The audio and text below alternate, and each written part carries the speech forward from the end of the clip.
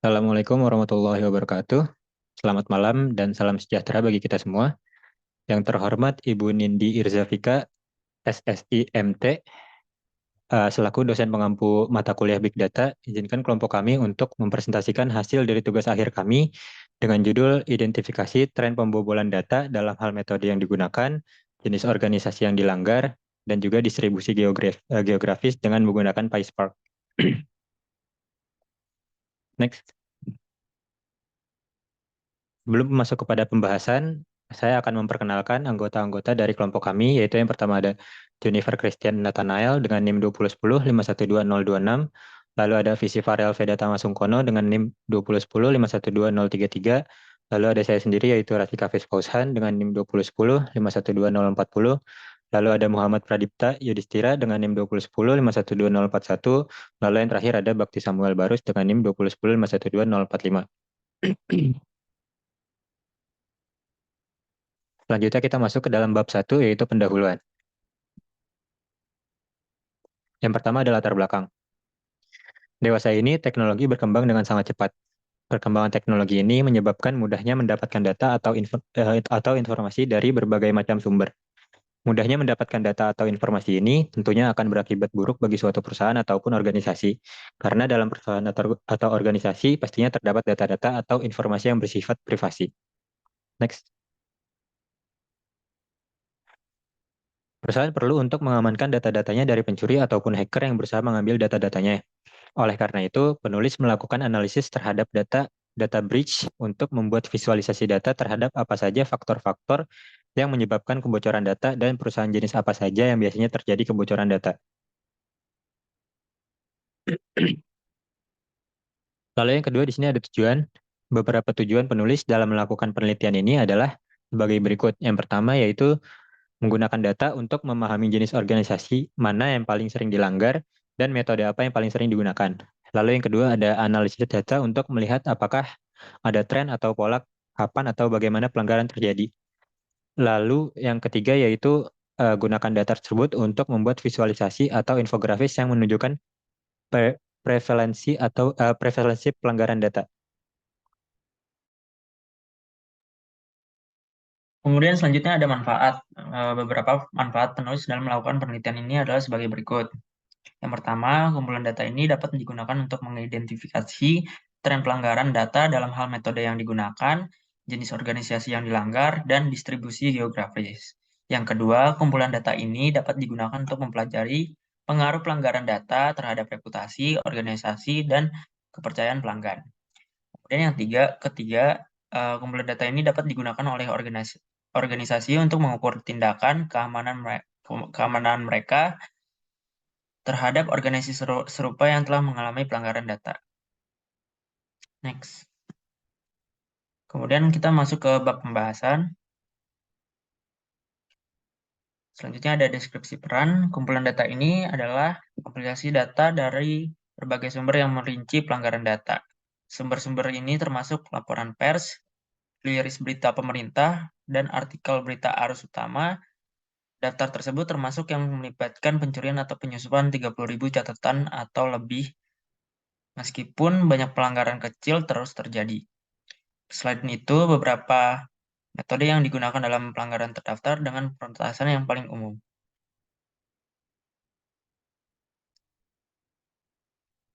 Kemudian, inovasi. Inovasi yang dapat dikembangkan dari kasus yang kami ambil ini adalah membuat sebuah sistem yang dapat membantu perusahaan maupun organisasi yang sering terjadi kebocoran data, yang dimana nantinya sistem ini akan membantu dari segi keamanan eksternal maupun internal sehingga perusahaan tidak perlu repot lagi untuk memikirkan kebocoran data.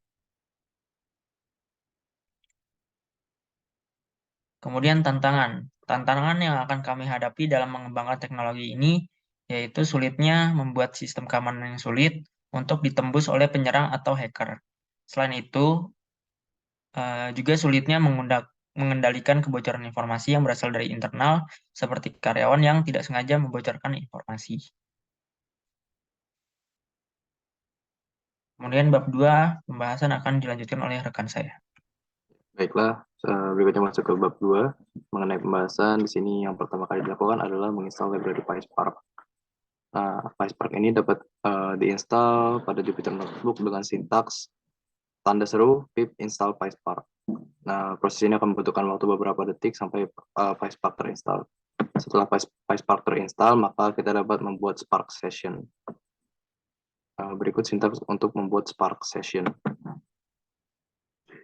Berikutnya library yang kita butuhkan di sini ada yang pertama NumPy, kemudian ada matplotlib .pilot splt, kemudian library Seaborn dan library Pandas.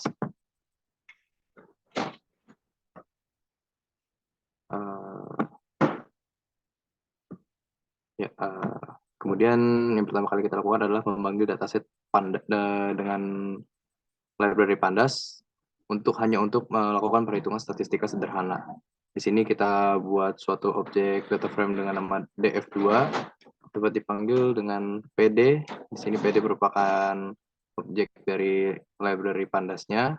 Terus dengan metode read_csv di sini digunakan untuk membaca data yang berupa comma separated value.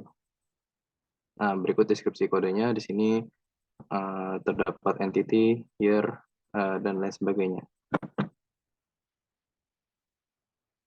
Ya, berikutnya di sini karena kita ingin melakukan perhitungan statistika, maka kita membutuhkan tipe data berupa float.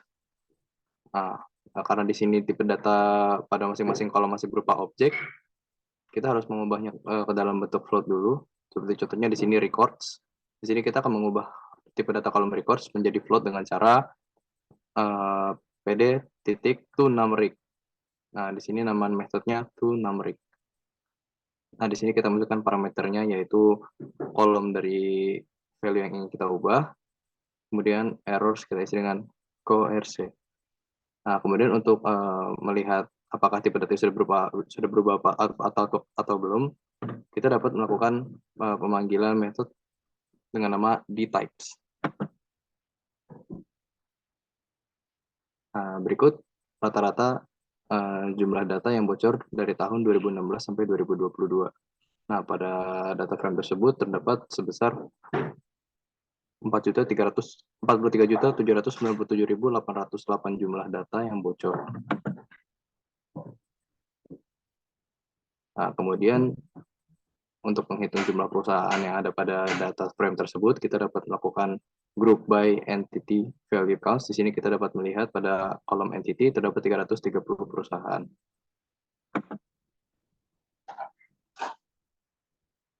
Berikutnya akan dilanjutkan oleh rekan saya. Selanjutnya adalah menyederhanakan nilai pada kolom metode. Jadi array yang sudah ada pada kolom metode terdapat berbagai jenis ancaman. Berbagai jenis ancaman ini terdiri dari beberapa jenis sehingga kami perlu menjadikan satu agar hasil visualisasinya tidak terlalu banyak dan bisa menjadi secara lebih general. Selanjutnya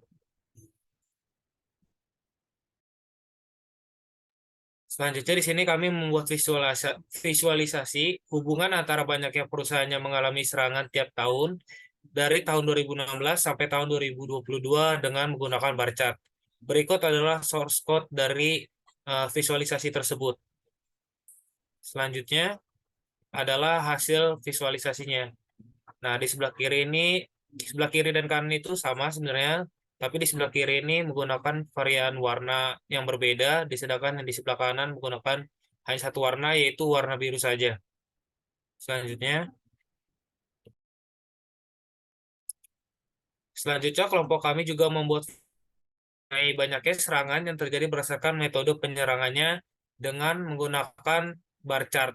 Berikut adalah source code untuk visualisasinya.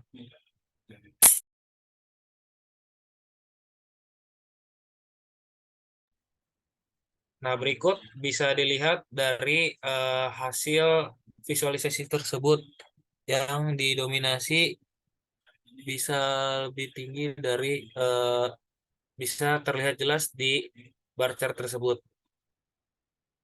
Selanjutnya, baik, berikutnya ada membuat visualisasi mengenai banyaknya serangan yang terjadi berdasarkan jenis perusahaan dengan pie chart. Pertama kita buat dulu nama variabelnya itu fig, lalu px.py, di mana px ini merupakan nama library-nya, dan py merupakan nama diagram yang ingin kita pakai. Lalu setelah itu kita masukkan parameternya seperti values, di mana pada saat ini itu values-nya ini records. Ini angka-angkanya lah.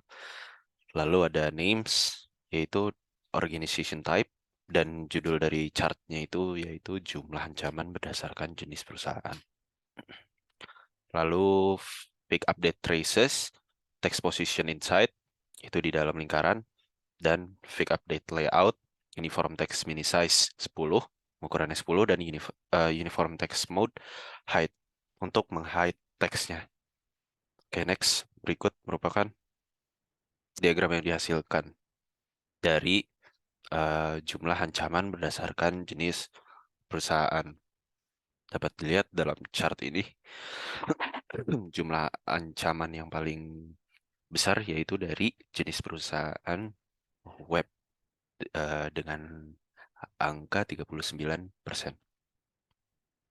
Oke, next. Baik, berikutnya ada membuat visualisasi mengenai banyaknya serangan yang terjadi berdasarkan nama perusahaannya dengan pie chart.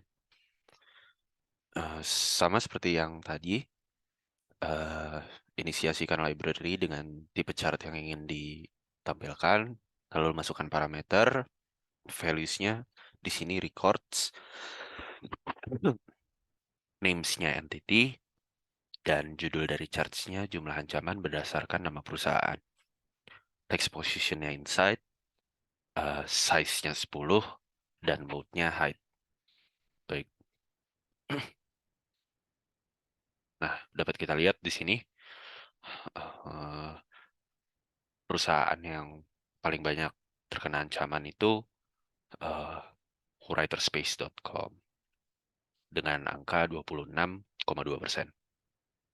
Baik, berikutnya kesimpulan yang dapat diambil setelah melakukan penelitian terhadap data breaches ini adalah bahwa masih terjadi banyak sekali pencurian data yang terjadi terhadap perusahaan-perusahaan di dunia. Dari data tersebut didapat rata-rata pencurian data yang terjadi dari tahun 2016 sampai dengan 2022 sebesar 43.797.808 records. 330 perusahaan yang bisa terbilang besar. Besarnya jumlah data yang terbobol pada perusahaan-perusahaan besar tersebut akan menimbulkan kecemasan tersendiri, bukan hanya bagi para pemangku kepentingan perusahaan, tapi juga para klien dan pengguna perusahaan tersebut. Oleh karena itu, hasil analisis data yang didapat pada penelitian kali ini dapat digunakan untuk menjadi referensi solusi-solusi bisnis bagi perusahaan-perusahaan tersebut. Seperti pada visualisasi di atas, terdapat metode serangan yang paling sering terjadi yaitu hacking yang terjadi sebanyak 191 kali.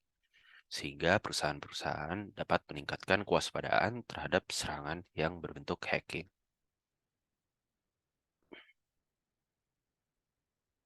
Baik, sekian dari kelompok kami. Oke, mungkin Junifer akan menyampaikan. Untuk source code yang lebih lengkap nanti akan kami cantumkan pada laporan berupa link Google Colab yang telah kami buat beserta file Jupyter yang telah kami buat dari Google Colab tersebut. Sekian dari kelompok kami, kurang lebihnya mohon maaf. Assalamualaikum warahmatullahi wabarakatuh.